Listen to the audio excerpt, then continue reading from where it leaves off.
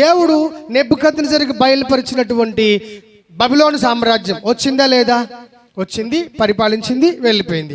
ఆ తర్వాత దేవుడు నెబుకద్నెజరుకు చూపించిన రెండవ సామ్రాజ్యం మీడో పర్షియన్ సామ్రాజ్యం వచ్చిందా లేదా? వచ్చింది, పరిపాలించింది, వెళ్ళిపోయింది. ఆ తర్వాత గ్రీక్ సామ్రాజ్యం వచ్చిందా లేదా?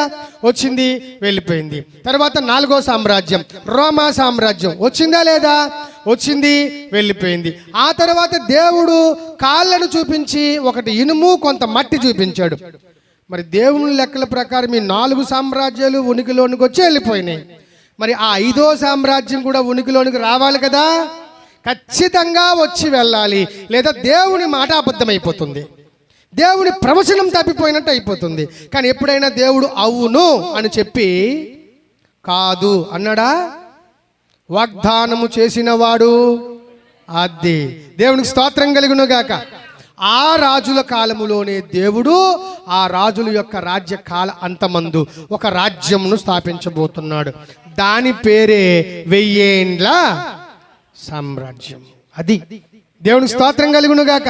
కొంతమంది తెలియదు 1000 ఏండ్ల కాల సామ్రాజ్యం యేసుక్రీస్తు భూమి మీద స్థాపిస్తాడు అని బైబిల్ బోధిస్తుంటే కొంతమంది బోధకులు అర్ధమధ్యుడితో ఏం బోధిస్తారంటే అచ్చచ్చి అది అలంకారప్రాయం అండి, అది రూపకలంకారం అండి అని చెప్తారు. మరి అలాగనుకుంటే బబులోను సామ్రాజ్యం కూడా అలంకారమే అవ్వాలి. మరి మీడో పర్షియన్ సామ్రాజ్యము అలంకారమే అయి ఉండాలా, గ్రీకు సామ్రాజ్యము అలంకారమే అయి ఉండాలి. మరి అవన్నీ అలంకారము కానప్పుడు దేవుడు ప్రవచించిన ఈ 5వ సామ్రాజ్య కాలములో 1000 ఏండ్ల సామ్రాజ్యం మాత్రము ఎందుకు అలంకారం అవుద్ది? బుర్రొద్దా? వ్యాఖ్యానం చేస్తున్నప్పుడు అది కూడా అక్షరార్థమైన సామ్రాజ్యమే అవుతుంది. అది ఈ భూమి మీద.